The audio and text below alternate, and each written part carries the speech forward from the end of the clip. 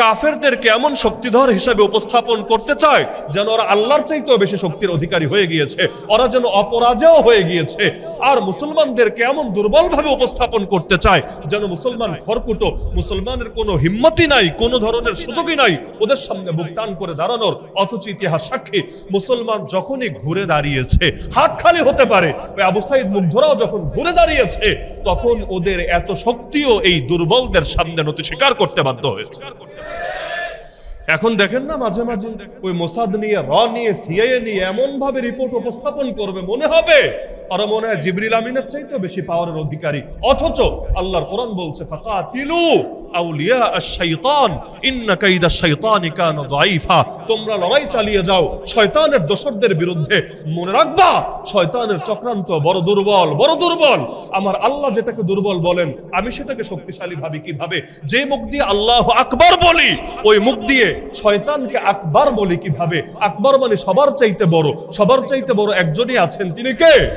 আল্লাহর বরত্বে যে বিশ্বাসী, সে আমেরিকার বরত্বে বিশ্বাসী হতে পারে না, ইসরায়েলে বিশ্বাসী হতে পারে না, সিআইএ র মুসাদের বরত্বে বিশ্বাসী হতে পারে না, পৃথিবীর কোন জালেম, কোন ফ্যাসিস্ট, কোন স্বৈরাচারের বরত্বে বিশ্বাসী হতে পারে না। সে জানে গোটা পৃথিবীও যদি তার বিরুদ্ধে এক হয়ে যায় আর আল্লাহ তার সঙ্গে থাকে, গোটা পৃথিবীও তার ক্ষতি করতে পারে না।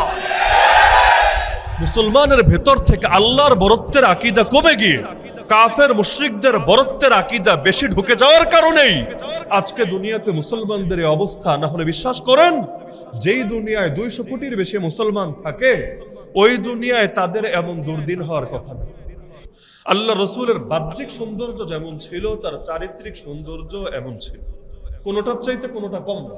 বাহ্যিক সৌন্দর্য 100-র ভেতর 100, চারিত্রিক সৌন্দর্য 100-র ভেতর 100। এমনকি আমি যদি বলি পৃথিবীতে যত উত্তম গুণ হতে পারে, যে কোনো উত্তম গুণ দিয়ে যে কোনো ব্যক্তির প্রশংসা করা যেতে পারে, আপনি প্রয়োজনে কয়েক মাস সময় নিয়ে রিসার্চ করে করে বের করেন যে উত্তম গুণ জগতের মধ্যে কি কি আছে, বিশাল তালিকা করেন, কয়েক ডজন না কয়েকশো নাম বের করেন, আমি চ্যালেঞ্জ দিয়ে বলতে পারবো এরকম প্রত্যেকটা উত্তম গুণই আমার রাসূলের ভেতর পূর্ণাঙ্গভাবে বিদ্যমান ছিল। একটাও কমতি ছিল না, একটাও না। আমাদের সবার মধ্যে কমতি আছে, যত বড় হুজুর হোক, যত বড় পীর হোক, কেউ দাবি করতে পারবে না আমার ভেতর উত্তম গুণ 100 থেকে 100 আছে। কোনো বাপের বেটা দাবি করতে পারবে না। কোথাও না কোথাও ঘাটতি আছেই আছে, নিঃসন্দেহে আছে। কিন্তু মুহাম্মদুর রাসূলুল্লাহ সাল্লাল্লাহু আলাইহি ওয়াসাল্লামের ভেতর কোনো 0.1% ঘাটতি দেখানো সম্ভব না। মুহাম্মদ নামটাই সার্থক তার ক্ষেত্রে।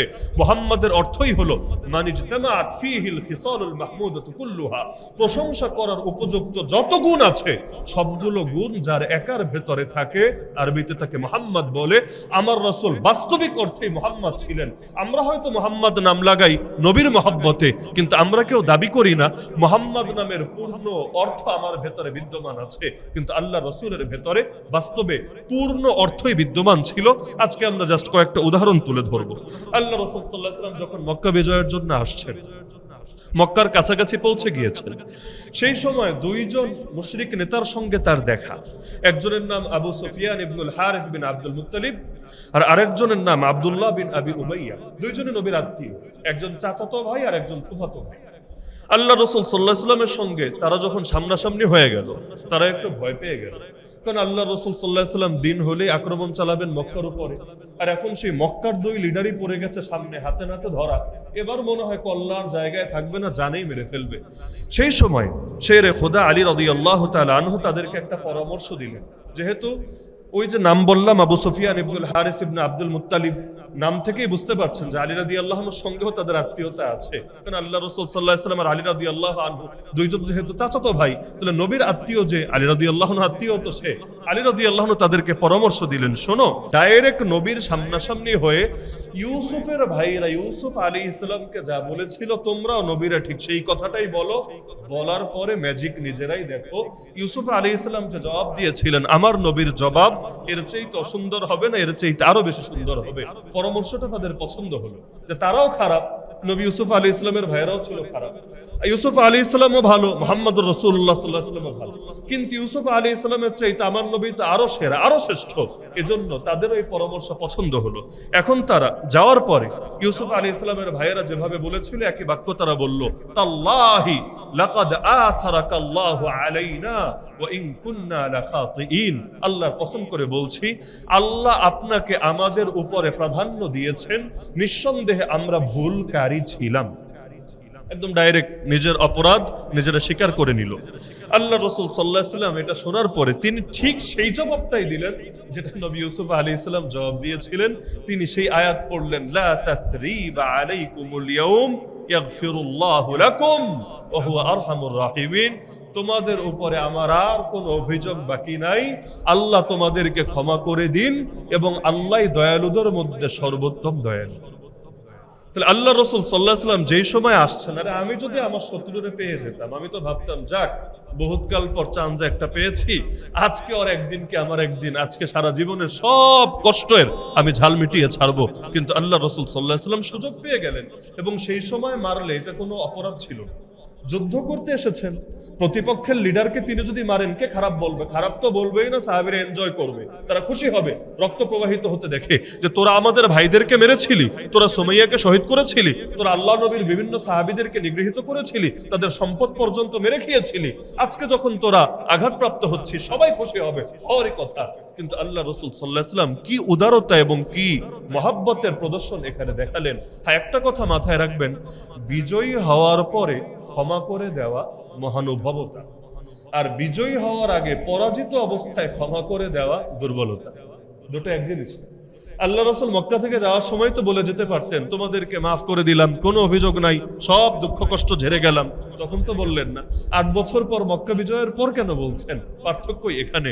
আপনি আরেকজনের সাথে মাইর লাগলেন, মাইর খেয়ে চিৎপটাং হয়ে জমিনে পড়ে গেলেন, এখন আর উঠতেই পারছেন না, গায়ে শক্তি নাই।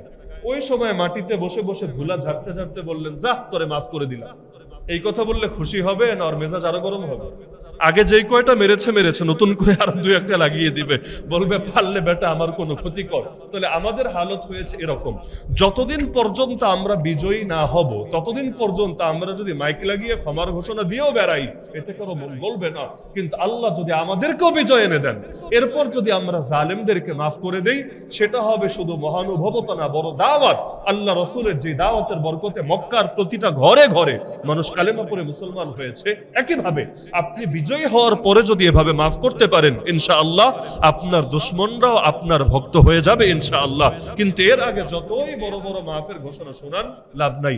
এজন্য অনেকের আলোচনায় দেখবেন খালি আল্লাহ রাসূলের মাইর খাওয়া নিয়ে এত আলোচনা হয়, নবী জীবনে যে খালি মাইর খাওয়া না, মাইর দেওয়ার ইতিহাসও আছে, এটা টোটালি হারিয়ে যায়। তায়েফের ইতিহাস শুনতে শুনতে নবী জীবনে যে বদরেরও ইতিহাস আছে এটা আর আমাদের স্মরণে থাকে না। এজন্য সূরা তাওবার 111 নম্বর আয়াতটা সামনে রাখবেন। আল্লাহ মুমিনদের গুণ বলেছেন, মুমিনরা আল্লাহর পথে লড়াই চালিয়ে যায়, মারার প্রয়োজন হলে মারে, মরার প্রয়োজন হলে মরে। বেলালে হাবশি হওয়া লাগলে হাসি মুখে বেলালে হাবশিও হতে পারে, আর খালিদ বিন ওয়ালিদ হওয়া লাগলে আল্লাহু আকবার বলে খালিদ বিন ওয়ালিদ হওয়ার মানসিকতাও তারা রাখে। মুমিন কেমনই হতে হবে, মুমিন শহীদ হতেও রাজি, মুমিন আবার মুজাহিদ হতেও রাজি। এমন না ঘরে চিপাই চিপাই লুকায় থাইকা শুধু ঘরের মধ্যে মাইর খেয়ে শহীদ হতে রাজি।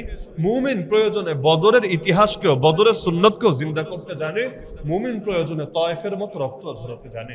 উভয় আদর্শই আমাদের সামনে রাখতে হবে। আল্লাহ রাসূল সাল্লাল্লাহু আলাইহি ওয়াসাল্লামের প্রতিটা ইতিহাসে আমাদের জন্য আদর্শ। আল্লাহ রাসূল সাল্লাল্লাহু আলাইহি ওয়াসাল্লামের সবরের কয়েকটা নমুনা যদি মাথায় রাখেন, উহুদ যুদ্ধের ইতিহাস যারা পড়েছেন জানার কথা, সহিহ মুসলিমের মধ্যে হাদিস আছে। উহুদ যুদ্ধের সময় আল্লাহ রাসূল সাল্লাল্লাহু আলাইহি ওয়াসাল্লাম হঠাৎ করে অন্যদের থেকে একটু বিচ্ছিন্ন হয়ে গেলেন। এটা ওই সময় প্রাথমিক বিজয়ের পরে, যখন কিছু সাহাবীকে নবীজি বলেছিলেন তোমরা পাহাড়ের চূড়ায় থাকবা, আমরা যে অবস্থায় থাকি না কেন, জয়ী হই আর পরাজিত হই, কমান্ড দেওয়ার আগ পর্যন্ত তোমরা সরবা। 50-এর মতো সাহাবী সেখানে ছিলেন। কিন্তু যখন বিজয় অর্জন হলো, সবাই মিলে গনিমত সংগ্রহ করছে। আমাদের দেশেও তো এমন হয়েছে, ওই 5ই আগস্ট বিজয় উদযাপন করতে করতেও কোথাও মানুষ গুলি খেয়েছে।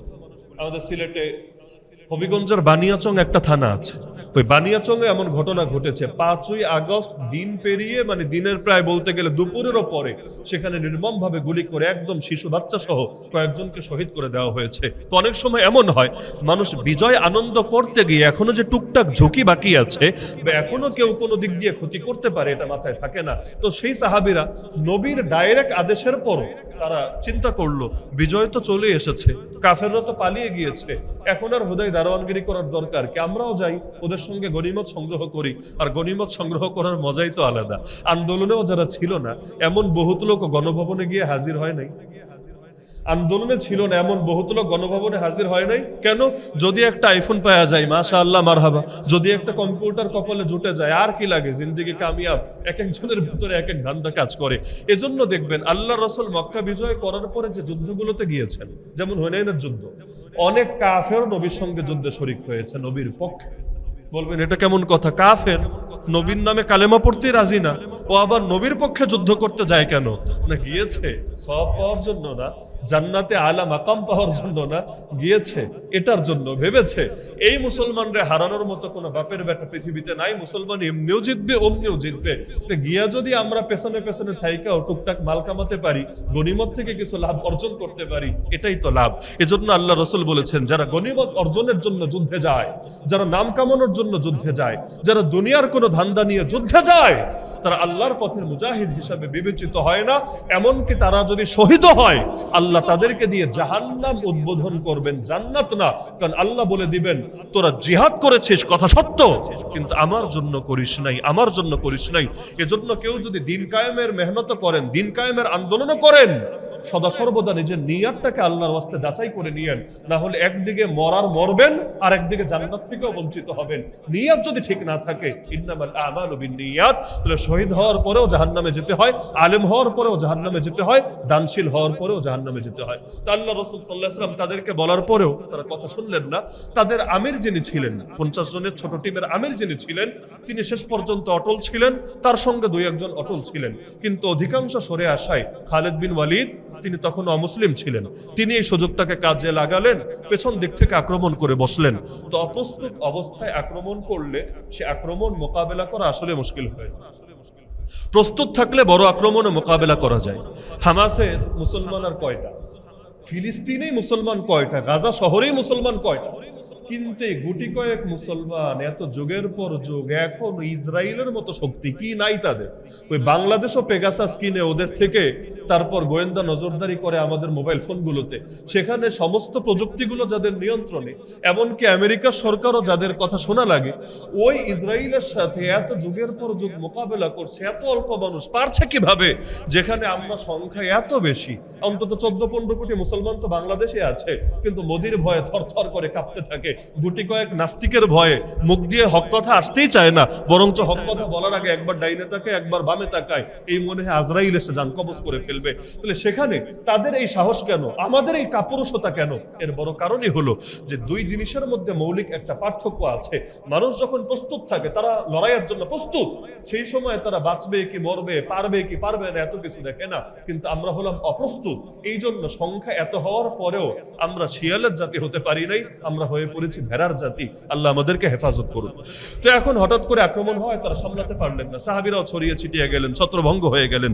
ওই সময় আল্লাহ রাসূল সাল্লাল্লাহু আলাইহি ওয়াসাল্লাম তিনি অবস্থান করছিলেন 7 জন আনসারী এবং 2 জন কুরাইশের মাঝে। তার মানে সব মিলায় 9 জন। আনসারী মদিনার সাহাবী 7 জন, আর কুরাইশি সাহাবী মুহাজির সাহাবী মাত্র 2 জন। আল্লাহ রাসূল সাল্লাল্লাহু আলাইহি ওয়াসাল্লাম তাদের সঙ্গে আছেন, আর বাকিরা এক একজন এক এক দিকে ছড়িয়ে গিয়েছে।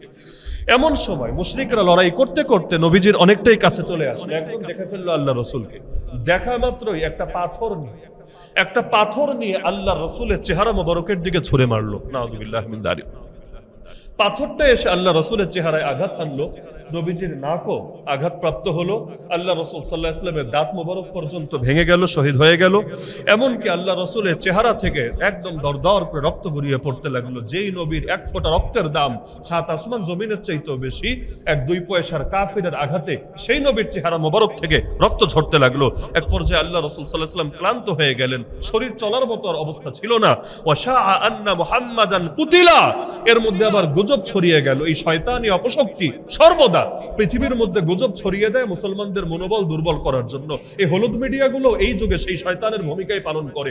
ওরা কাফেরদেরকে এমন শক্তিধর হিসেবে উপস্থাপন করতে চায় যেন ওরা আল্লাহর চাইতেও বেশি শক্তির অধিকারী হয়ে গিয়েছে, ওরা যেন অপরাজেয় হয়ে গিয়েছে। আর মুসলমানদেরকে এমন দুর্বল ভাবে উপস্থাপন করতে চায় যেন মুসলমান খড়কুটো, মুসলমানের কোনো হিম্মতই নাই, কোনো ধরনের সুযোগই নাই ওদের সামনে বুক টান করে দাঁড়ানোর। অথচ ইতিহাস সাক্ষী মুসলমান যখনই ঘুরে দাঁড়িয়েছে, হাত খালি হতে পারে, আবু সাইদ মুগ্ধরাও যখন ঘুরে দাঁড়িয়েছে, তখন ওদের এত শক্তিও এই দুর্বলদের সামনে নতি স্বীকার করতে বাধ্য হয়েছে। এখন দেখেন না মাঝে মাঝে ওই মোসাদ নিয়ে, র নিয়ে, সিআইএ নিয়ে এমন ভাবে রিপোর্ট উপস্থাপন করবে মনে হবে আর মনে হয় জিবরিল আমিনের চাইতে বেশি পাওয়ারের অধিকারী।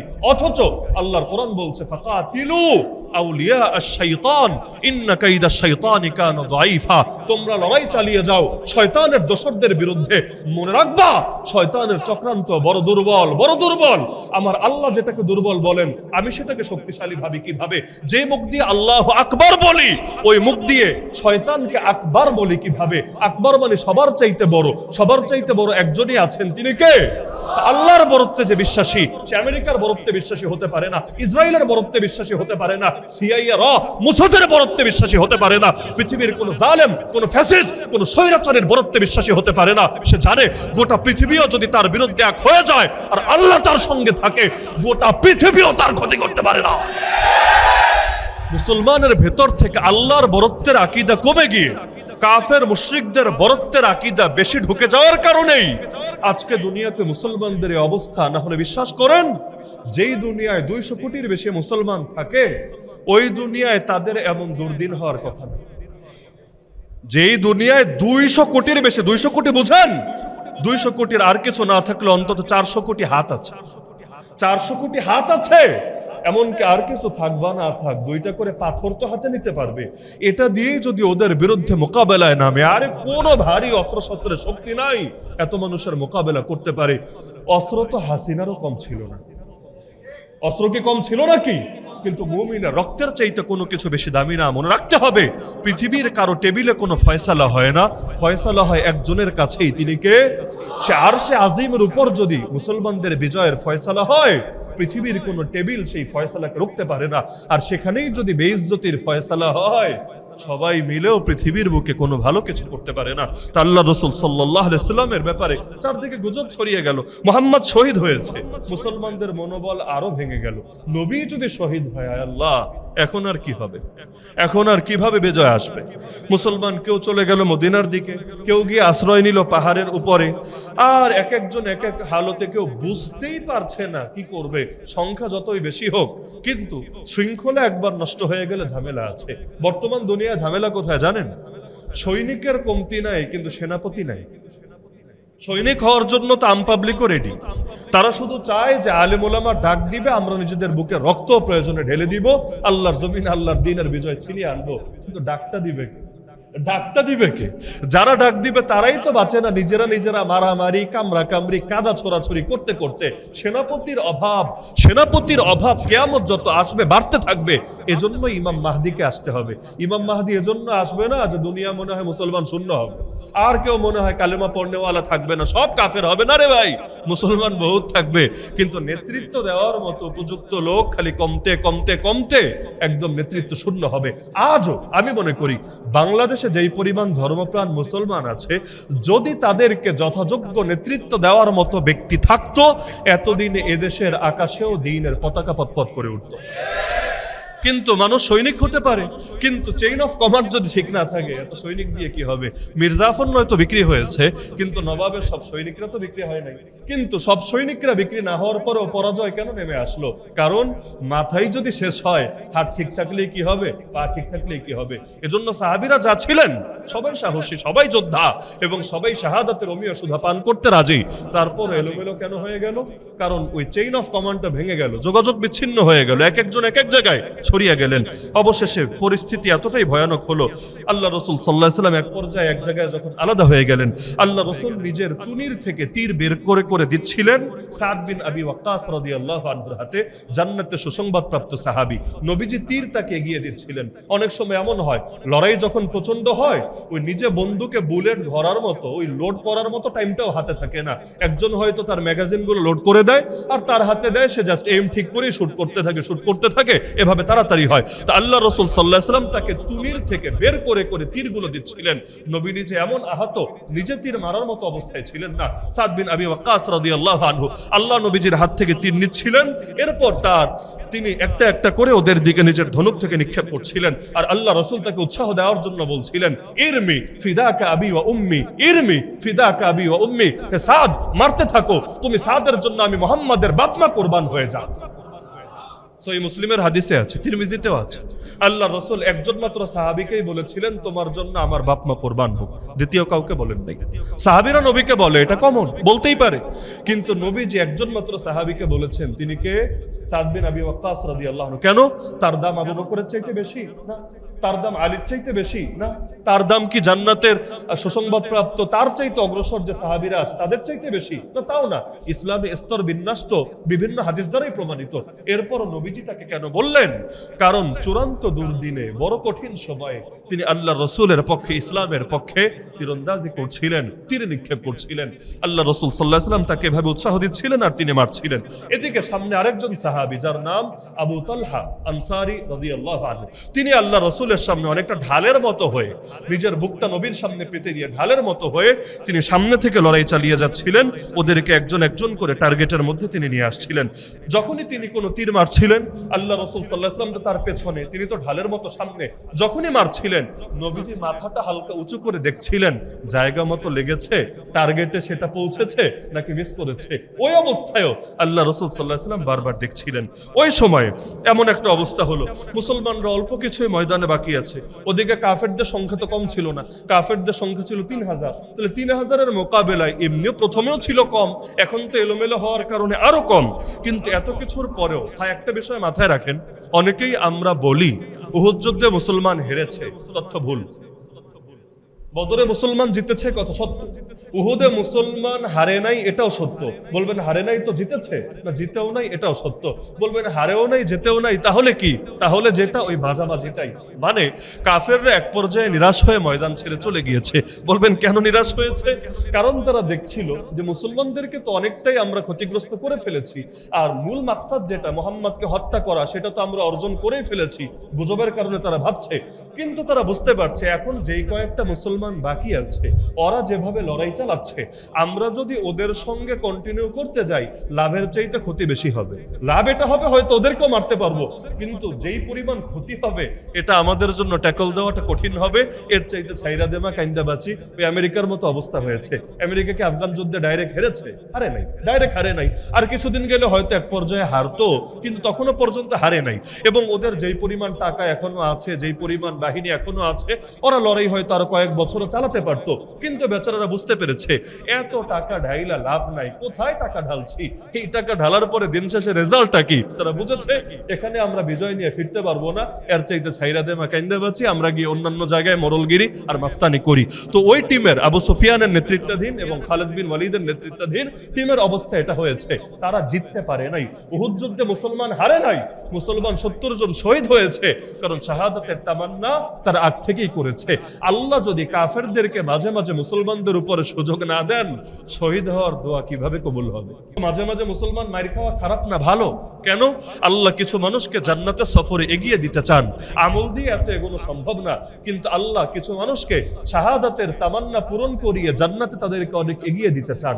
এজন্যই 70 জনকে বদরের যুদ্ধে যখন আল্লাহ রাসূল বন্দী করে এনেছিলেন মদিনায়, পরবর্তীতে তাদেরকে সাহাবীদের পরামর্শ অনুসারে ছেড়ে দেওয়া হয়েছিল। ওই সময় তারা এটা জানতেন, আল্লাহ রাসূলও জানিয়ে দিয়ে গিয়েছিলেন, তাদের উপরও এর জন্য বড় একটা ক্ষতিপূরণ নেমে আসবে এবং তাদেরকে এর জন্য বড় কোনো কাফারা দিতে হবে। অবশেষে তাই হয়েছে। 70 জনকে আগের বছর ছেড়েছে, পরের বছর নিজেরা 70 জন শহীদ হয়েছে, কিন্তু এতে লস নাই। শাহাদাত হ্যায় মাতলুব ও মাকসুদ মুমিন, না মালে গনিমত না কিশোর কুশাই। কিন্তু নবীজির ধৈর্যের অবস্থা দেখেন। এই যে চারদিকে গুজব ছড়িয়ে গেল নবীজি শহীদ হয়েছেন, নিজের মরার খবর নিজে শুনছেন। এই যুগেও মাঝে মাঝে দেখবেন বুড়া বিভিন্ন লোক, বিশেষ করে বড় বড় সেলিব্রিটি, পলিটিক্যাল লিডার, ওই শেষ অবস্থায় গেলে 2 দিন পর পর ফেসবুকে গুজব ছড়ায় মারা গিয়েছে। এরপর লাইভে এসে বলে মরি নাই ভাই, মরি নাই, আমি এখনো জিন্দা আছি, এখনো আর কিছুদিন হয়তো তোমাদের মধ্যে থাকবো। বারবার লাইভে এসে জাতিরা জানায়, কারণ এটা যে কারোর জন্য বিব্রতকর যে সে জিন্দা, লোকে তারে ভাবে মুর্দা, যে কারোর জন্য বিব্রতকর। আল্লাহ রাসূলও কিন্তু জানতে পারছেন যে তার ব্যাপারে মরার গুজব ছড়িয়েছে, তবুও নবীজি কিন্তু জবাব দেন নাই। নবীজি কিন্তু তাদেরকে ডেকে বলেন নাই, ওই আমি মোহাম্মদ এখনো জীবিত আছি। তিনি এই গুজবটা ছড়ানোর সত্ত্বেও নিজের ভেতরে তিনি ধৈর্য ধারণ করেছেন, যাতে করে বৃহৎ লক্ষ্য অর্জিত হয়, এবং অবশেষে হয়েছে আলহামদুলিল্লাহ। তাহলে সবরের নমুনা তো এখান থেকেই বোঝা যায়। এমনকি খন্দকের যুদ্ধের ইতিহাস যদি পড়েন, পুরো ইতিহাস আমি বলবো না, যেই যুদ্ধের ব্যাপারে আস্ত সূরাই আছে কোরআনে, সূরাতুল আহজাব। খন্দকের যুদ্ধের আরেকটা নামই আহজাবের যুদ্ধ। আহজাব মানে সম্মিলিত বাহিনী। ওই দুনিয়াতে কাফেররা অনেক সময় সম্মিলিত হয় না, যেমন ন্যাটো একা একা ভাবে লড়াই করে আর কয়জনকে হারাতে পারবো, সম্মিলিত হয়ে গেলে লড়াই করাটা সহজ। মুসলমানদেরও সম্মিলিত বাহিনী আছে তো আলহামদুলিল্লাহ, তাই না? আছে। 57টা মুসলিম দেশ আছে, ভালো কথা। মুসলমানদের সম্মিলিত বাহিনী আছে। আপনার কি ধারণা, মুসলমানদের যদি আজকে সম্মিলিত বাহিনী থাকতো, তাহলে ফিলিস্তিনের মুসলমান, আরাকানের মুসলমান, জিনজিয়াংয়ের মুসলমান, পৃথিবীর এত অঞ্চলের মুসলমানদের এত দুর্দশা কি আদৌ আসতো? সম্মিলিত বাহিনীকে সবাই ভয় পায়, কিন্তু এলোমেলো বিশৃঙ্খল জাতিকে কেউ ভয় পায় না। সম্মিলিত হবে কিভাবে? বাংলাদেশে সব মিলায় মুসলমান কয় পার্সেন্ট সারা দুনিয়ার তুলনায়? সারা দুনিয়া যদি 200 কোটির বেশি হয়, এই দেশে তো 20 কোটিও নাই।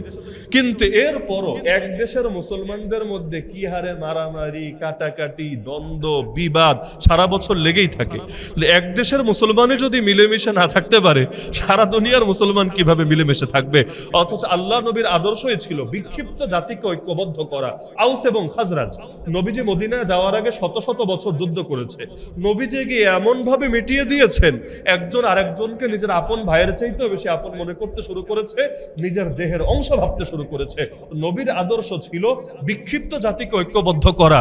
আর আমরা যারা নিজেদেরকে নবীর ওয়ারিস দাবি করি, আল্লাহ আমাদের থেকে ইসলামকে হেফাজত করুক, আল্লাহ আমাদের হাত থেকে ইসলামকে হেফাজত করুক। কেন বলছে কথা? কারণ নবীর আদর্শ ছিল বিক্ষিপ্ত জাতিকে ঐক্যবদ্ধ করা, আমাদের আদর্শ ঐক্যবদ্ধ জাতিকে আরো বিক্ষিপ্ত করা। কিভাবে ইসলামের বিজয়কে আরো পিছানো যায়, কিভাবে এই দেশে ইসলামপন্থীদের আরো ক্ষতিগ্রস্ত করা যায়, কিভাবে নিজেরা কামড়াকামড়ি করে সেকুলারদের, নাস্তিকদের, বামরামদের, কাদিয়ানীদের, শাহবাগীদের আরো বেশি স্পেস দিয়ে দেওয়া যায়। এটাই হলো আমাদের সারা বছরের সাধনা, ভিন্ন কোনো ধান্দা নাই। এমনকি একজন ইসলামের গোড়ে আঘাত হানছে, আমার ওইটা নিয়ে চিন্তা নাই। আমার চিন্তা হলো তুই এভাবে করলি কেন, তুই ওভাবে করলি না কেন? আরে মুসলমান, আপনি মারামারি করবেন হাত উপরে বাঁধবেন নাকি নিচে? অথচ আপনার হাত কাটার জন্য বাহিনী ইতিমধ্যে চলে এসেছে। হাতি যখন থাকবে না, এরপর বাইধেন, উপরে বাঁধবেন না নিচে, বাকিটা পরেও দেখা যাবে ইনশাআল্লাহ। কারণ হাত গোড়া থেকে কাটার জন্যই বাহিনী ইতিমধ্যে চলে এসেছে। আগে আমি ইতিহাস শুনিয়েছিলাম, যখন হালাকু খানের বাহিনী বাগদাদের বর্ডারের কাছে চলে এসেছে, ওই সময় বাগদাদের হুজুররা নিজেদের ভেতর তুমুল ইখতিলাফ চালাচ্ছিল 2টা মাসালা নিয়ে। এর মধ্যে একটা ছিল কাউয়ার গোশত, ওবায়দুল কাদের না, আবার মানে প্রাণী যেটা আছে পাখি, কাকের গোশত হালাল না হারাম এটা নিয়ে। আর দ্বিতীয়ত হলো একই দুনিয়ায় একের বেশি খলিফা একসঙ্গে থাকতে পারে কিনা এটা নিয়ে। হ্যাঁ, ইলমি ইখতিলাফ ভালো, কোনো সন্দেহ নাই, দলিল থাকলে আলোচনা পর্যালোচনা করাই যায়। কিন্তু কোন টাইমে? যখন হালাকু খানের বাহিনী ইতিমধ্যে চলে এসেছে। তো তারা ইখতিলাফ করতে করতেই হালাকু খানের বাহিনী গোটা ইসলামী বিশ্বকে শেষ করে দিয়েছে। প্রথমবারের মতো পৃথিবী খেলাফত থেকে বঞ্চিত হয়েছে। তো সেই খন্দকের যুদ্ধের সময় মুসলমানদের বড় কঠিন অবস্থা ছিল। ওই সময়ও আল্লাহ রাসূল সাল্লাল্লাহু আলাইহি ওয়াসাল্লাম তাদেরকে সাহস জুগিয়ে বলেছিলেন, আবশিরু বিফাতহিল্লাহি ওয়া নাসরিহি, তোমরা সুসংবাদ গ্রহণ করো আল্লাহর পক্ষ থেকে আসা বিজয় এবং তার সাহায্যের। এটা শোনার সঙ্গে সঙ্গে মুসলমানদের হিম্মত বেড়ে গেল, কারণ ইতিপূর্বে মনোবল হারিয়ে গিয়েছিল। একদিকে সম্মিলিত বাহিনী, আর একদিকে খবর আসলো মদিনার বনু কুরায়জা মদিনায় অধিবাসী কিন্তু ইহুদি। বনু কুরাইজাও নাকি সন্ধি ভেঙে ফেলেছে, ওরা আর আমাদের অধীনে থাকবে না, ওরাও লড়াই করবে আমাদের বিরুদ্ধে। বলে ভেতরেও শত্রু বাইরেও শত্রু, এখন কি হবে? ওই সময়ও নবী যখন বললেন আবশিরু বিফাতহিল্লাহি ওয়া নাসরিহি, মুসলমান এমন ভাবে জমে গেল, আলহামদুলিল্লাহ দিন শেষে আল্লাহ মুসলমানদেরকে বিজয় দিল। তাহলে প্রতিটা কঠিন পরিস্থিতিতে আল্লাহ রাসূল সাল্লাল্লাহু আলাইহি ওয়াসাল্লাম এই কাজগুলো করতেন। এমনকি মানুষের জন্য একটা কঠিন হালত হলো আপনজনের মৃত্যু। এই যে এখানে যত ভালো মানুষ আছেন আমার সামনে, যারা নামাজ পড়েন, পড়তে পড়তে কপালে দাগও ফেলে দিয়েছেন, খেয়াল করলে দেখবেন কিছু কিছু জায়গায় আমরাও দিনদারি ধরে রাখতে পারি না। যেমন বিয়ে শাদী, ভালো ভালো মানুষের বিয়ে শাদীতেও গান বাজনা হয় না, গায়ে হলুদ হয় না, যৌতুক প্রথা হয় না, আর বেপর্দার আলোচনা নাই বা করলাম, নারী পুরুষের অবাধ মিক্সিং এর যে পরিবেশ, এটা তো বিয়ে শাদীতে না হলে কেমন যেন বিয়েই হয় না। বিয়ের ফরজের মধ্যে একটা ফরজ হলো সেখানে নারী পুরুষ একসঙ্গে বসে মেলামেশা করবে, খাওয়া দাওয়া করবে, আড্ডাবাজি করবে, আর মহিলারাও বিয়েতে আসলে সেজে গুজে আসবে। স্বামীর সামনে পেতনির মতো থাকলেও সমস্যা নাই, পার্টিতে গেলে তাকে একদম হুরপরি হয়ে যেতে হবে। কারণ ঘরের বেটা দেখলেই কি আর না দেখলেই কি, পছন্দ করলেই কি আর না করলেই কি, সে তো গলার কাটা হয়ে এমনি আছে। বাইরের বেটা যদি খারাপ বলে এতে তার ইজ্জত যাবে। এই হলো আমাদের দেশের নারীদের অবস্থা। ঘরে অলংকার পরে না, ঘরে সাজগুজ করে না, এজন্য কয়দিন পর স্বামীরাও খালি বাইরে বাইরে নজর দিতে শুরু করে, ঘরের মধ্যে বিরানি রেখে বাইরে পান্তা ভাত খাওয়া শুরু করে। দোষ মহিলাদেরও আছে, দোষ মহিলাদেরও আছে, দোষ পুরুষদেরও আছে, দুই শ্রেণীর আছে। মহিলারাও পরকিয়া করে কেন? কারণ বিয়ে করার আগে দেখেছে ছেলেটা কত হ্যান্ডসাম মাশাআল্লাহ, তো ঘরের মধ্যে যে এরকম ক্ষেতের মতো থাকবে এটা তো আর সে ভাবতো না। এক পর্যায়ে অরুচি চলে আসছে। আবার পুরুষেরও একই অবস্থা, বাইরে গেলে দেখে সব সুন্দরী হুরপরি, আর ঘরে আসার পর এমন অবস্থা, কখনো গন্ধে তার বমি আসার উপক্রম হয়। তাহলে দুনিয়ার মধ্যে হওয়া দরকার একরকম আর হয় গিয়ে আরেক রকম। তাহলে এই যে বিয়ে শাদীতে এই কাজগুলো করে, বহু দিনদার লোকের দিনদারিও এখানে ছুটে যায়। একইভাবে যখন শোকের হালত হয়, বাচ্চা মারা গিয়েছে, বাপমা মারা গিয়েছে, অনেক ভালো মানুষ এমন এমন কথা মুখ দিয়ে বলে যেটা বললে ইমানই নষ্ট হয়ে যায়। বিশেষ করে গ্রামাঞ্চলে এটা বেশি হয়।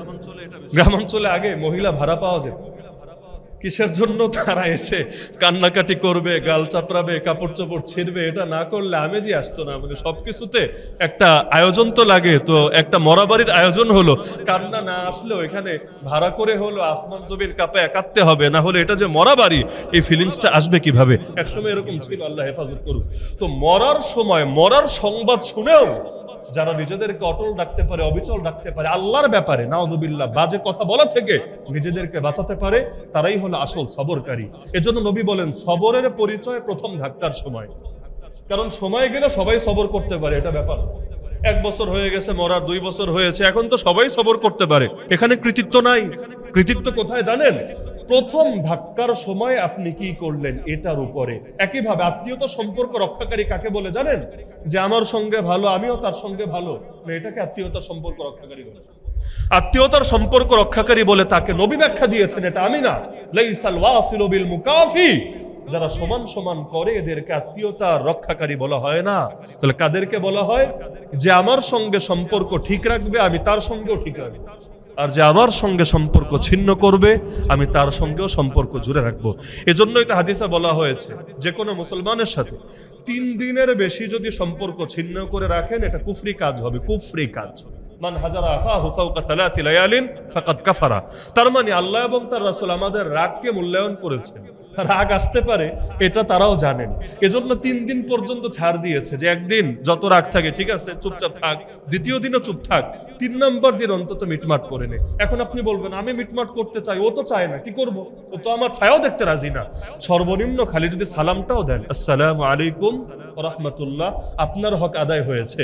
জবাব যদি না দেয় পাপ ওর হবে, আপনার কোনো ক্ষতি হবে না ইনশাআল্লাহ। এজন্য মানুষ আপনার সঙ্গে কি করলো এটা রাখেন, নিজে কতটুকু ঠিক থাকলেন সেটা দেখেন। আমরা অনেক সময় সরকারের দোষ দেখতে দেখতে জনগণেরও যে দোষ থাকে ওইটা আমরা খেয়াল রাখি না। অথচ সবাই যদি নিজের হকের ব্যাপারটাই সচেতন থাকে এই দেশ এতদিনে যেত পরিবর্তন হয়ে। বাপেরও দরকার সন্তানের ব্যাপারে সচেতন হওয়া, সন্তানেরও দরকার বাপের ব্যাপারে সচেতন হওয়া, ভাইয়েরও দরকার বোনের ব্যাপারে সচেতন হওয়া, বোনেরও দরকার ভাইয়ের ব্যাপারে সচেতন হওয়া। কিন্তু আমরা নিজের বেলায় খবর নাই, আরেকজনের বেলায় আবার আমরা খুব সচেতন। আল্লাহ হেফাজত করুক। তা আল্লাহ রাসূল সাল্লাল্লাহু আলাইহি ওয়াসাল্লামের এক পুত্র সন্তান মারা গেল। ওনার তো জানেন সব পুত্র সন্তানই আল্লাহ নিয়ে গিয়েছে। মা কানা মুহাম্মাদুন আবা আহাদিম মির রিজালিকুম, সূরাতুল আহজাবের সম্ভবত আয়াত নম্বর 52 আল্লাহ বলে দিলেন মুহাম্মদ তোমাদের কোনো পুরুষের পিতা না। তার মানে তার সন্তান যা ছিল আল্লাহ সবাইকে নিলেন, শুধু কন্যাদেরকেই রাখলেন, তাদের মাধ্যমে আল্লাহ রসুলের সেই বংশধারা বিস্তৃত হলো। এবং এটা নবীজির শান, অন্য কারো ক্ষেত্রে এটা হয় না। আমাদের বংশ বিস্তার হয় ছেলেদের মাধ্যমে, মেয়েদের মাধ্যমে বংশ যায় না। কিন্তু আল্লাহ রসুলের শানি এটা যে ফাতেমা রাদিয়াল্লাহু আনহার মাধ্যমেই আল্লাহ তাআলা তার বংশকে সারা দুনিয়ার ভেতর ছড়িয়ে দিলেন। তো যখন তার পুত্র ইব্রাহিম, জাতির পিতাও যেমন ইব্রাহিম, ওই নবী ইব্রাহিমের প্রতি মহব্বত থেকে নিজের বাচ্চার নামও রাখলেন ইব্রাহিম। ইব্রাহিম রাদিয়াল্লাহু আনহু যখন তিনি মৃত্যুবরণ করলেন, আল্লাহ রাসূল সাল্লাল্লাহু আলাইহি ওয়াসাল্লামের চোখ থেকে পানি ঝরছিল। বিখ্যাত সাহাবী আব্দুর রহমান ইবনে আউফ রাদিয়াল্লাহু আনহু আল্লাহ রাসূলকে বললেন, ইয়া রাসূলুল্লাহ, আপনি না মানুষকে এটা থেকে নিষেধ করেন, এখন আপনি নিজেই করছেন। মানুষ যদি দেখে আপনি কাঁদছেন, তাহলে তারা তো এমন কাঁদবে, তাদেরকে থামানো সম্ভব হবে না। আল্লাহ রাসূল তখন তাকে বললেন, শোনো, ইন্নামা হাদা রাহিম ওয়া ইন্নামান লা ইয়ারহাম লা ইউরহাম। আর এটাই হলো আত্মীয়তার সম্পর্ক, যে ব্যক্তি রহম করে না তার উপরেও রহম করা হয় না। আমি মানুষকে নিষেধ করি নিয়াহা থেকে।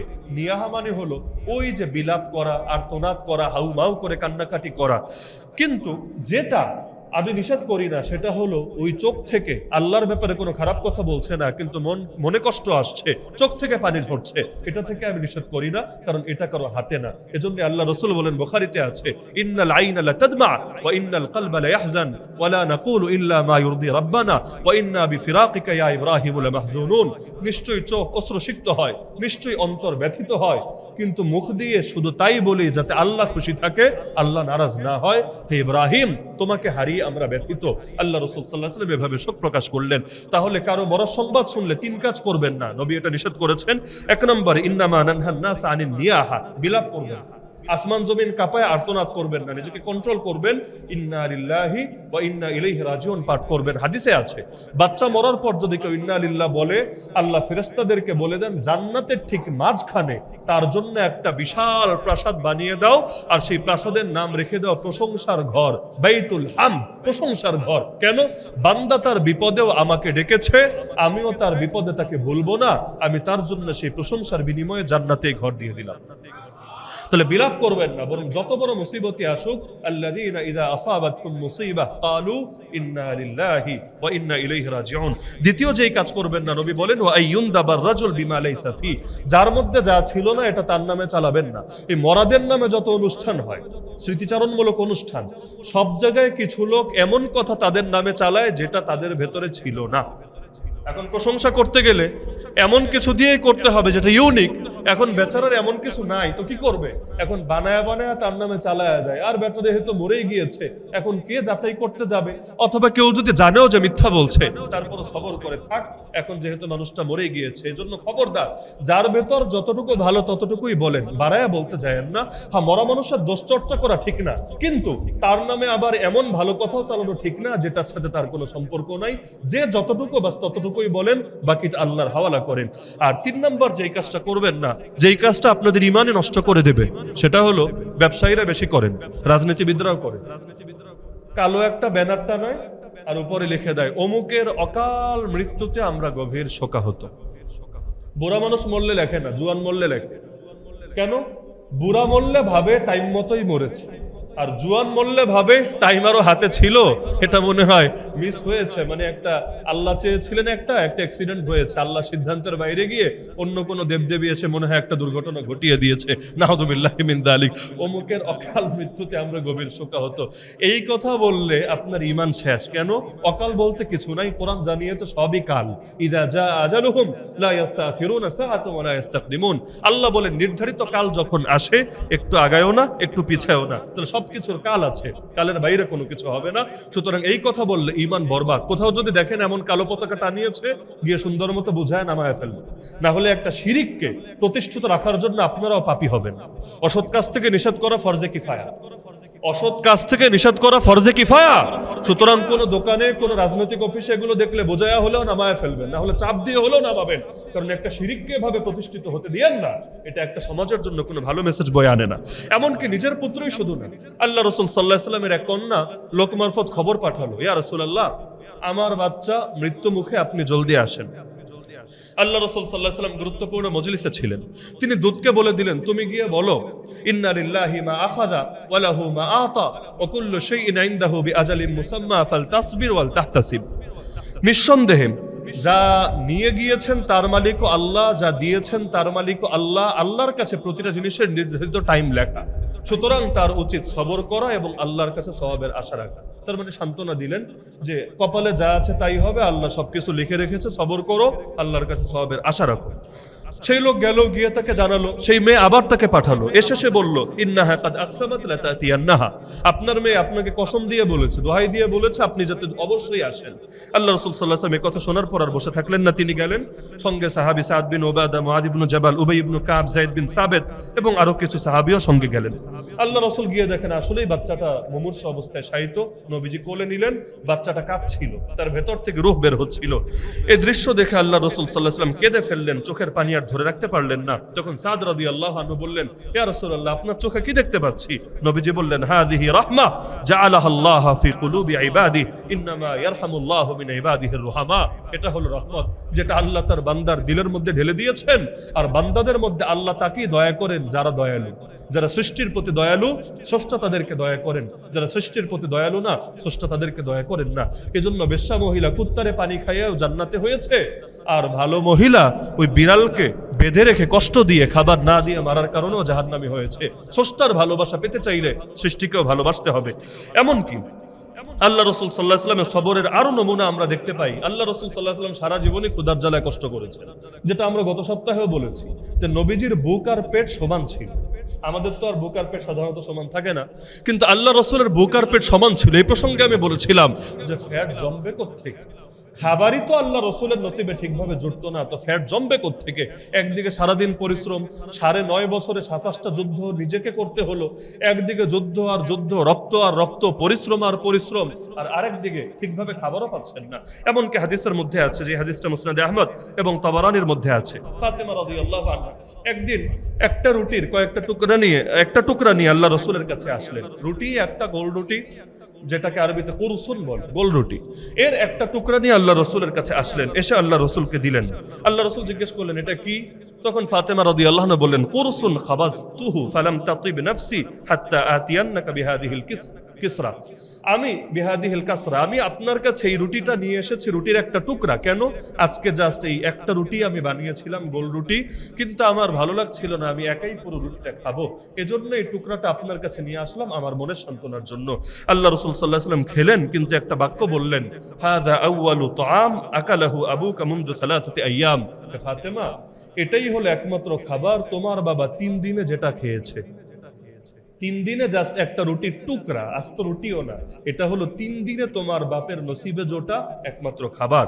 এমনকি আল্লাহ রাসূল সাল্লাল্লাহু আলাইহি ওয়াসাল্লামের ব্যাপারে ইমাম বাইহাকি রাহিমাহুল্লাহ এবং ইবনে সাদ রাহিমাহুল্লাহ উল্লেখ করেন যে আল্লাহ রাসূল সাল্লাল্লাহু আলাইহি ওয়াসাল্লামের একবার এমন ক্ষুধা লাগলো, পেটের মধ্যে তিনি পাথর বাঁধলেন। বাঁধার পরে তিনি একটা কথা বললেন, আলা রব্বা নাফসিন তাইমাতিন নাইমাতিন ফিদ দুনিয়া জাইআতুন আরিয়াতুন ইয়াউমাল কিয়ামাহ আলা রব্বা মুকরিমিন লিনাফসিহি ওয়া হুয়া লাহা মুহিন আলা রব্বা মুহিনিন লিনাফসিহি ওয়া হুয়া লাহা মুকরিম। আল্লাহ রাসূল বলেন, আরে কত প্রাণ এমন আছে যারা দুনিয়াতে অনেক খাবার খায় এবং অনেক সুখের ভেতরে থাকে, কিন্তু কিয়ামতের দিন তারা থাকবে ভয়াবহ ক্ষুধার্ত এবং তারা হবে বিবস্ত্র। আল্লাহ রাসূল এরপর বলেন, কত মানুষ এমন যে নিজেকে অনেক সম্মানের ভেতরে রাখে, কিন্তু কিয়ামতের দিন তাকে বড় লাঞ্ছিত হতে হবে। আর কত মানুষ এমন দুনিয়াতে বড় লাঞ্ছনার ভেতরে থাকে, কিন্তু কিয়ামতের দিন সে বড় সম্মানী হবে। এমনকি সহিহ মুসলিম এবং তিরমিজির মধ্যে হাদিস আছে বিখ্যাত সাহাবী নু'মান ইবনে বাশীর রাদিয়াল্লাহু আনহু থেকে। আল্লাহ রাসূল বলেন, তিনি তার সঙ্গীদেরকে বলছেন, নু'মান বিন বাশীর, আলাস্তুম ফি তাআমিন ওয়া শারাবিন মা শিতুম, হে আমার শাগরেদরা, হে তাবেঈরা, তোমরা তো দেখি যা ইচ্ছা সেই খাবার এবং পানির ভেতরেই থাকছো, কিন্তু লাকাদ রাআইতু নবিয়াকুম সাল্লাল্লাহু আলাইহি ওয়াসাল্লাম ওয়া মা ইয়াজিদু মিনাদ দাকলি মা ইয়ামলাউ বাতনা, আমি তোমাদের নবীকে নিজের চোখে দেখেছি, দিনের পর দিন গিয়েছে, এমন সস্তা খেজুরও পায় নাই, সাধারণ খেজুরও পায় নাই যেটা দিয়ে তার পেট ভরতে পারে। এমনকি আল্লাহ রাসূল সাল্লাল্লাহু আলাইহি ওয়াসাল্লাম বলেছেন, হাদিসের মধ্যে আছে, নু'মান রাদিয়াল্লাহু আনহু বলছেন, লাকাদ রাআইতু রাসূলুল্লাহ সাল্লাল্লাহু আলাইহি ওয়াসাল্লাম ইয়াযাল্লু আল-ইয়াওমা ইয়ালতাওই মা ইয়াজিদু মিনাদ দাকলি মা ইয়ামলাউ বাতনা, আমি নিজে এমনও দেখেছি সারা দিন নবী ক্ষুধার যন্ত্রণায় ছটফট করছেন, কিন্তু জাস্ট একটা খেজুরও এমন পাওয়া যায় নাই যেটা নবীকে দেব বা নবী নিজে সংগ্রহ করে খাবেন। সারাদিন এভাবেই ক্ষুধার যন্ত্রণায় পার হয়ে গেল। এমনকি আল্লাহ রাসূলের ব্যাপারে আবু হুরায়রা রাদিয়াল্লাহু আনহু বলেন, আমি একদিন নবীর কাছে গেলাম, গিয়ে দেখলাম নবীজি বসা। আল্লাহ রাসূল সাল্লাল্লাহু আলাইহি ওয়াসাল্লামকে আমি বললাম, ইয়া রাসূলুল্লাহ আরাকা তুসাল্লি জালিসান ফামা আসাবাকা, আমি দেখছি আপনি বসে নামাজ পড়লেন, কাহিনী কি, কোনো সমস্যা কি না? আপনি তো দাঁড়িয়েই নামাজ পড়েন, আজকে বসে বসে কেন নামাজ পড়ছেন? আল জু ইয়া আবা হুরায়রা, হে আবু হুরায়রা। আর অন্য কোনো কারণ নেই, কারণ একটা, পেটে এত ক্ষুধা, দাঁড়াতে পারছি না। পেটে এত ক্ষুধা, দাঁড়ানোর শক্তি নাই, এজন্য বসে বসে নফল নামাজ পড়লাম। বাকাইতু। আবু হুরায়রা বলেন, এই কথা শোনার পর চোখের পানি আর ধরে রাখতে পারলাম না, আমি কাঁদতে শুরু করে দিলাম। তখন আল্লাহ রাসূল বলেন, লা তাবকি ইয়া আবা হুরায়রা, হে আবু হুরায়রা তুমি কেঁদো না, তোমার চোখের পানি ঝরিও না। কেন? ফাইন্না শিদ্দাতাল হিসাব ইয়াউমাল কিয়ামাহ লা তুসিবুল জাইআ ইযা ইহতাসাবা ফি দারিদ দুনিয়া। দুনিয়ার জীবনে যারা সওয়াবের আশা রেখে ক্ষুধার্ত জীবন যাপন করে, কিয়ামতের দিন হিসাবের কঠিনতা তাদেরকে আক্রান্ত করবে না, তাদের হিসাব আল্লাহর কাছে মোটেও জটিল হবে না। সুতরাং কয়দিন ক্ষুধার জ্বালায় কষ্ট করি না, কিয়ামতের দিন আর কোনো কষ্ট আমাদেরকে পেতে হবে না। এমনকি হাদিসে আছে, তাবারানী এবং ইবনে হিব্বানী হাদিসে এসেছে, আবু বকর রাদিয়াল্লাহু আনহু দুপুরবেলা একদিন ঘর থেকে বের হয়ে গেলেন, মসজিদে চলে আসলেন। আরবে দুপুরবেলা ওই যুগে বিশেষ করে মানুষ বের হতো না, প্রচন্ড রোদ্দুর এবং গরম থাকতো। তিনি আসলেন, ওমর রাদিয়াল্লাহু তাআলা আনহু সংবাদ পেয়ে তিনি এসে জিজ্ঞেস করলেন, কি ব্যাপারে বেটাইমে আপনি ঘর থেকে বাইরে কেন বের হলেন? তখন আবু বকর রাদিয়াল্লাহু আনহু জবাব দিলেন, মা আখরাজানি ইল্লা মা আজিদু মিন হাকিল জু। আরে ভিন্ন কোনো কারণ নাই, পেটের ক্ষুধায় অস্থির হয়ে গিয়েছি, এজন্য আর ঘরে থাকতে পারি নাই, বাইরে চলে এসেছি। ওমর বললেন, ওয়া আনা ওয়াল্লাহি মা আখরাজানি গায়রুহু, আল্লাহর কসম করে বলছি আমি ওমরও শুধুমাত্র এই কারণে বের হয়েছি, আমারও আর ভিন্ন কোনো কারণ নেই। তারা দুইজনই অবস্থায় রয়েছেন, কি খাবেন কি করবেন বুঝতে পারছেন না। এর মধ্যে হঠাৎ দেখে আল্লাহ রাসূল সেখানে হাজির। তারা জিজ্ঞেস করল, ইয়া রাসূলুল্লাহ আপনি এই টাইমে? আল্লাহ রাসূল বললেন, আরে আমার তো এমন অবস্থা যে পেটের জ্বালায় ঘরে থাকতে পারছি না, ক্ষুধার যন্ত্রণায়, এজন্য আমিও বাইরে এসেছি। এই তিনজন একই টাইমে একই জায়গায়, তিনজন ক্ষুধার যন্ত্রণায় অস্থির। অথচ আমাদের মধ্যে যারা আছি সারা জীবন হয়তো হাদিসগুলো বলবো শুনবো, কিন্তু এর বাস্তবিক ফিলটাই তো আমরা নিতে পারবো না। কি পরিমাণ ক্ষুধা লাগলে মানুষ পেটে পাথর বাঁধতে বাধ্য হয় বলতে পারবেন? পেটে পাথর বাঁধলে শরীরের অনুভূতিটা কেমন হয় কোনোদিন কল্পনা করতে পারবেন? এমনকি একটা বার জাস্ট আল্লাহ রাসূলের কেমন লেগেছিল ওই স্মৃতিটাকে বোঝার জন্য তো আমরা এই কাজ করে দেখি নাই। নবীর তেমনও হয়েছে, মাসের পর মাস ঘরে চুলা জ্বলে নাই, শুধু পানি আর খেজুর, পানি আর খেজুর, আর দুই একদিন দুধ হাদিয়ে এসেছে, খেয়ে কাটিয়ে দিয়েছেন। আর 2 মাস লাগবে না, 1 মাস থাকে দেখেন, 1 মাস লাগবে না, 1 সপ্তাহ থেকে দেখেন, অন্তত হালকা হলেও বুঝতে পারবেন আল্লাহ রাসূল সাল্লাল্লাহু আলাইহি ওয়াসাল্লামের জীবনগুলো কেমন কেটেছিল। এমনকি আল্লাহ রাসূল তো বলেছেন, মালি ওয়ালিদ দুনিয়ার, দুনিয়ার সঙ্গে আমার কিসের সম্পর্ক? মা আনা ফি দুনিয়া ইল্লা কারাকিবিন ইস্তাযাল্লা তাহতা শাজারাতিন সুম্মা রাহা ওয়া তারাকাহা। আমার সঙ্গে দুনিয়ার উদাহরণ হলো ওই ব্যক্তির মতো যে কোন বাহনের পিঠে চড়ে সফর করছিল, ক্লান্ত হয়ে জাস্ট একটা গাছের ছায়ায় সামান্য সময় বিশ্রাম করলো। আমার উদাহরণ ওই ব্যক্তির মতো, বিশাল এক সফর, মাঝখানে সামান্য টাইমের জন্য এই দুনিয়ার জীবনে আমি যাপন করছি, দুনিয়াতে কোনো সুখ অর্জন করার জন্য না। তো যেই রাসূল এত কষ্ট করলেন, ওই রাসূলের উম্মতি কষ্ট করতে রাজি না। যারা সুদী ব্যাংকে চাকরি করে, চাকরি ছাড়তে বলেন, বলবে খাবো কি? যারা দুনিয়ার মধ্যে বিভিন্ন অপকর্ম করে, দুর্নীতি করে, চুরি ছিনতাই করে, আপনি তাদেরকে বলেন এগুলো বাদ দাও, বলবে ফ্যামিলি চালাবো কিভাবে? আরে আল্লাহ রাসূল করেছিলেন কিভাবে? অথচ আপনি তো বড়লোক হতেই পারেন না। আর আল্লাহ রাসূল বাস্তবে বড়লোক ছিলেন, কিন্তু দান করতে করতে তাকে এভাবে কষ্ট করতে হয়েছে। অথচ নবীর সম্পদ এই পরিমাণ ছিল। এক এক সময় যে সম্পদ পেয়েছেন, আম্মাজান খাদিজাকে বিয়ে করার পর সম্পদ গেল কই? খাদিজা রাদিয়াল্লাহু আনহা আরবের শ্রেষ্ঠ একজন ধনী ছিলেন, ব্যবসায়ী ছিলেন, সব সম্পদ গেল কই? নবীরই তো হাদিয়া দিলেন। ওই সম্পদ দিয়ে নবী সারা জীবন আরামে চলতে পারতেন। এক এক যুদ্ধের পরে কখনো এত গনিমত পেয়েছেন, সারা জীবন চলতে পারতেন। আল্লাহ নবী দরিদ্র ছিলেন না, দরিদ্রতা নিজে কামাই করে নিয়েছেন। টাকা ঠিকই আসতো, কিন্তু অকাতরে শুধু বিলিয়ে দিতেন আর দিতেন আর দিতেন। ওই রকম যদি আমরা দিতে পারতাম, অন্তত এই দেশে কোনো গরিব মানুষ থাকতো। যাকাতটাও যদি ঠিকভাবে দিতাম আর সুষমভাবে বন্টন করতাম, এই বাংলাদেশে মানুষকে কয়েকটা টাকার জন্য খ্রিস্টান হওয়া লাগতো না, কয়েকটা টাকার জন্য কাদিয়ানি হওয়া লাগতো না, কয়েকটা টাকার জন্য নিজের ঈমান বিক্রি করতে হতো না। যেই দেশে এত কোটিপতি, ওই দেশে মানুষ টাকার কাছে ঈমান বিক্রি করে, এর চাইতে আফসোসের বিষয় কি হয়? সুতরাং আল্লাহ রাসূল সাল্লাল্লাহু আলাইহি ওয়াসাল্লামের জীবনের জাস্ট আজকে মাত্র 2টা আখলাকের 2টা দিক নিয়ে আলোচনা করলাম। নবী জীবনের আখলাক নিয়ে আমাদের ধারাবাহিক আলোচনা চলবে ইনশাআল্লাহ। সবগুলো আলোচনা শুনে যদি সামান্য রঙও আসে, আলহামদুলিল্লাহ। আল্লাহ আমাদের সবাইকে নববী রঙে রঙিন হওয়ার তৌফিক দান করুন, আমিন। ওয়া আখিরু দাওয়ানা আনিল হামদুলিল্লাহি রাব্বিল আলামিন।